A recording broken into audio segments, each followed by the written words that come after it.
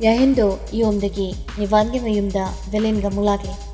Mathauna laina akiba mata yawda lakpani.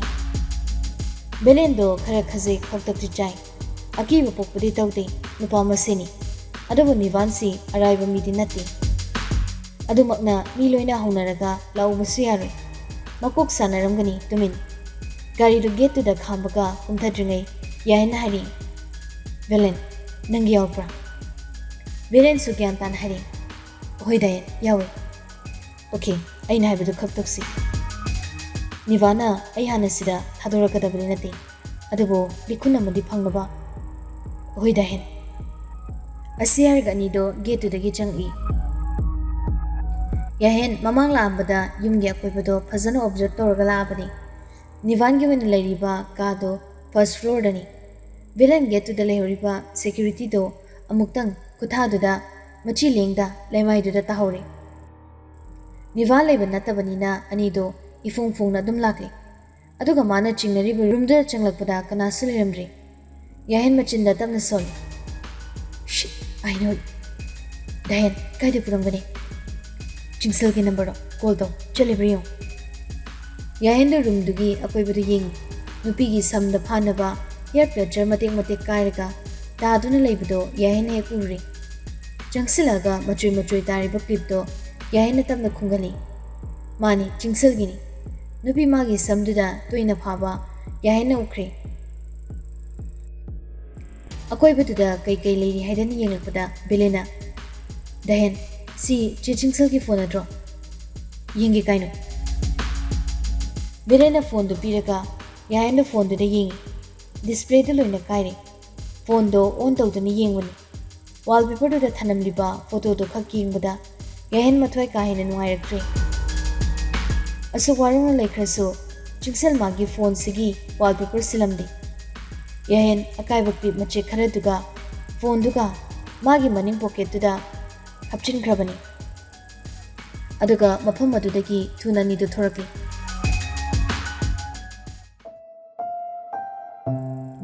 Jenim Hospital. Second, magi patient duga consultation room to the lady.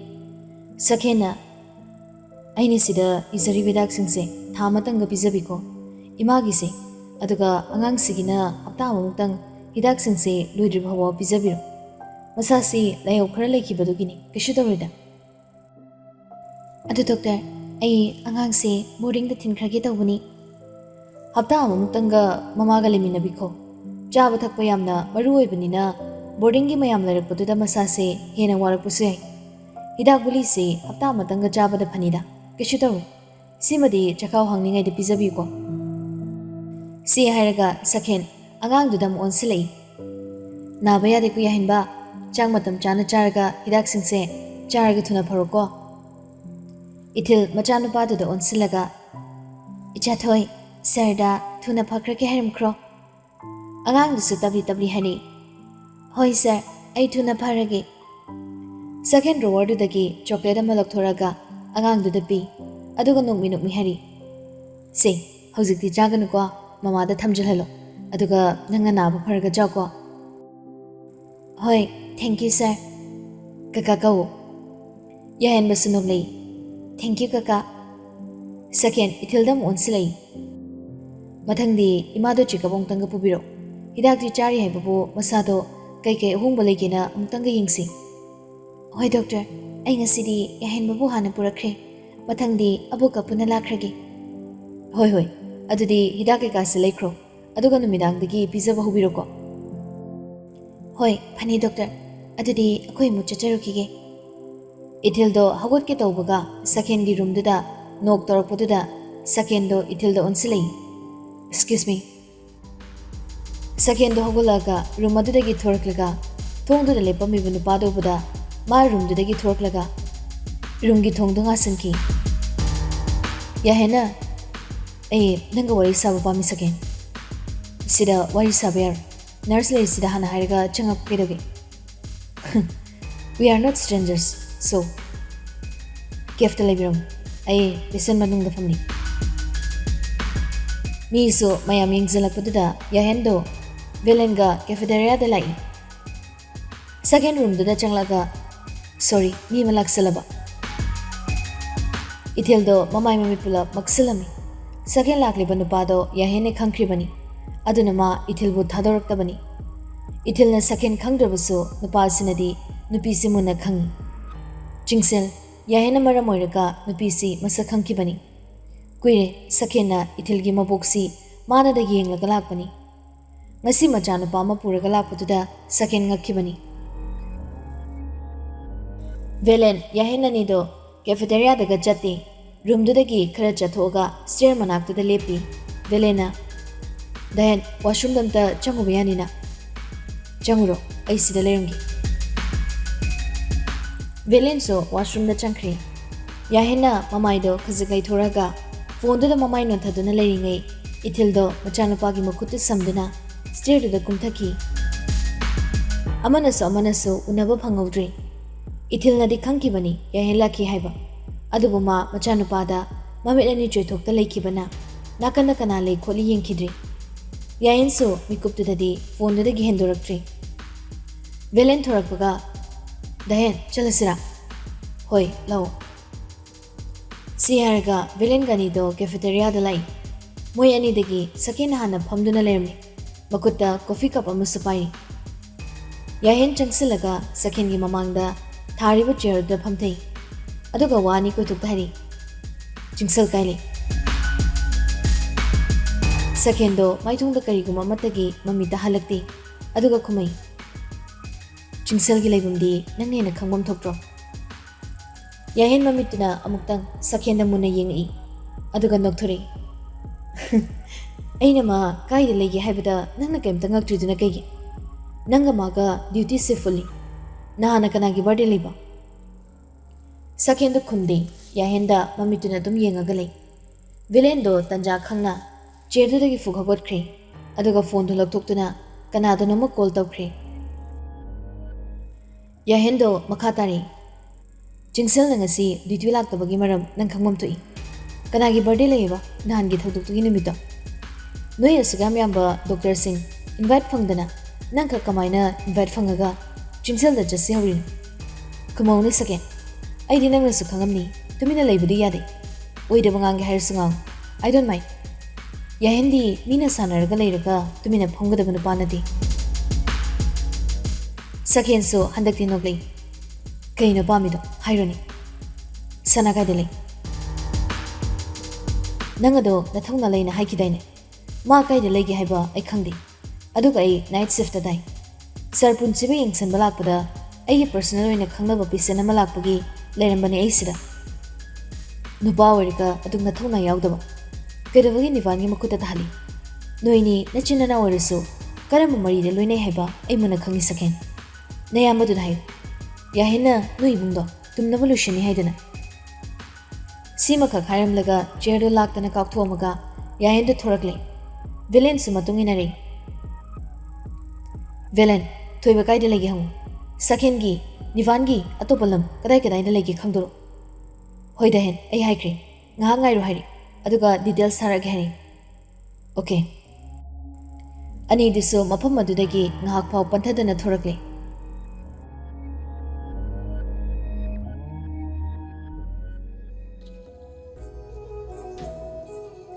Somda ithildo mayumda laklaga machanupagi leirakliba hidak singdu yengli. Angang disu chalubagi wadana pothangre. Mafi marol du hongdokpa loiraga thaba ingkhang nushili. Ahal nupi disu laklatuna abungna mama machada ngangba chaibadi tawkhidre.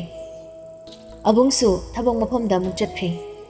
Ithil masado kharadi leitazare. Adubu mafam sida sumaina kyam kuina leikini. Leitragana karaida muk chatkadawi.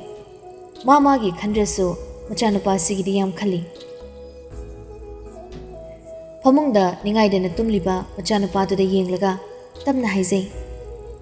Yahenba marai bakti bapunsi haibado ichasu aikreko. Mamana nangbu jeksena sena bibu sungamre. Imagi asuk mapam khangdaba punsi sida nangbu kaigi lakhanbano. Hozikti ichabu khanabagi mapamda pithoku sungamlaroi. Nangbu khara thuna chawrba icha thoi nangna ngangwariga leibise mama yamna wakre. Asi hariga machanupagi makoktuda nungsinana thabi. Numidangi pung 10 helabani. Yahen mayumda halakpado. Mapabung do ngasidi mapanda machabu ngaiduna leirami. Yahen mathanta garidagi kumtharakpado ubada thaunana makuta khattuna machabu kauri. Yahen makuta pariba phone do pocket hapchin khraga mapabung na phamliba wheelchair duki manakta laga. Yahen do wa mahaidana makuk do mapabungi tampaktuda ngatharaga leikre. Thaunado wa oina ngangbadi ngambanadi.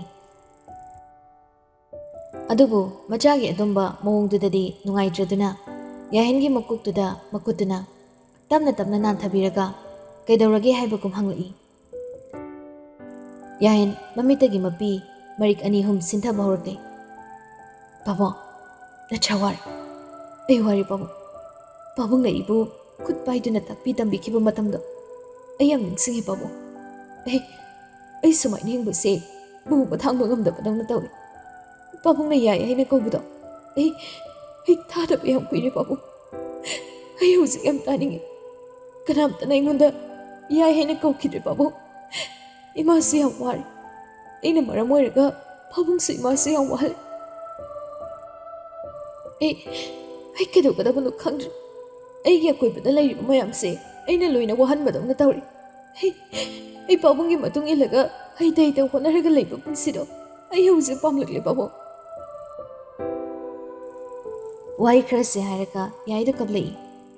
Thaunado nungaitana machanupabo makutuna tamna tamna themjinbi. Matangduda laisasu thori. Hen sida phamulause. Nang pabungdo nsaidagi nangairibani. Nungairaroi nangna dumain tawrabadi. Yain su hawalaga makut aniduna mamaido amuktang nanthoga phamthai. Jingseldubu kadaida leiramdoino ne nangbo. Khangdei ai makulam ta phangde. Nivan machi manang na di oiduni. Adu chapchaba mapum khangdok ngamdri. Hayang hangchita khangnabadi kana honari. Taingo punsibadusu wala ngang batade. Ai ngasai satlubado yahaudri ne phibamdubo. Thasadri mahandak desu. Jingsel na khanglakpada tawgadabado ima ai kyana batadri. Hen ima wahagi. Nanganam kalana. Jingsel na mapam mama khangbaga nang luhongnaba tawrasi. Angangdo namdanamta phangnaba taw. Phatanungdadi kisu tawri. Nangi thabakto phangnaba tawrpa thabak oigadoribani. Nangna iping-pingna jonda tawrubado ubada moina tanjan laukhibani. Ahenba topa wakhal khalanu. Imana haribasi sina pumnamag yaifanani. Ima chamarak hanjin hanjin khallabani. Nang atopane langphang wakhal khangani. Haukiba pungsiduna nang hanjinba yagadawba leitri. Aduda mabta manghalaga kaidawruni. Migi mawa mapuraiba masa leiraba maraibak phakraba nupi macado magisu afaba ngakta oizarasan. Laizana ithilbu hauzik karamba mafamda leiri haiba khangba nate. Senga thijaludre. Machanapa asina apamba nungsiba henmanbagi mangol phawba mama oizage haidana haizirabani. Adu khangna khangna ithilgi luhongbagi bardon laizana mamituna ukhrabani. Yahen tumina dumaklei. Ngasimak hayingmakki wanate imana hairibase. Thoibana police yauraga thiradi wa thokani su hairami. Haying nonganbagane kari kari no khanarasi. Aduga ai angangdugi mafam ama khangnaba singe. Sango sang nang kadane potharu. Nasada mung narakani ko hen. Sakti sarakle hai belena. Khara sarak khigero sak sarukti nangi su belengi su khai. Yarnima Buena hoi horin sana boloriga jajarani. Aisu potharuragi. Hoi chango san. Mapabung su tahawi laizana mapuroibado onsilei. Moi pabung chingsel se ima oiba pamdabrane moi pabung bo. Thauna nokfit tawraga makutu thangalei.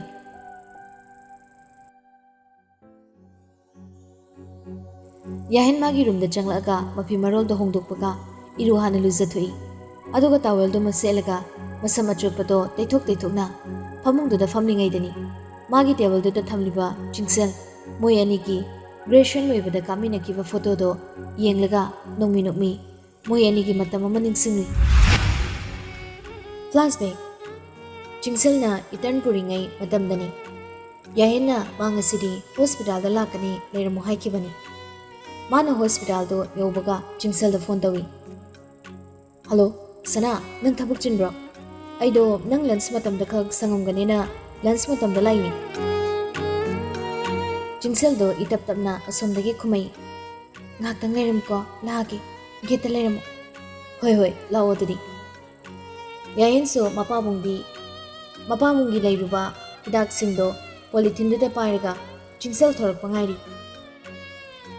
ꯆꯤꯡꯁꯜꯁꯨ ꯉꯥꯏꯍꯥꯛ ꯂꯩꯔꯒ ꯊꯣꯔꯛꯏ꯫ ꯃꯈꯨꯠꯇ dairy ꯑꯃꯒ pen ꯑꯃꯒꯁꯨ ꯄꯥꯏꯔꯤ꯫ ꯃꯃꯥꯏ ꯃꯃꯤꯠ ꯏꯄꯣꯝ ꯄꯣꯝꯂꯒ ꯊꯣꯛꯂꯛꯄꯗꯨꯗ ꯌꯥꯍꯦꯟꯗꯣ ꯅꯨꯄꯤꯗꯨꯗ ꯃꯃꯥꯏ ꯂꯨꯛꯊꯔꯒ ꯌꯦꯡꯉꯤ꯫ ꯀꯩꯅꯣ, ꯀꯞꯄꯨꯔꯕꯣ?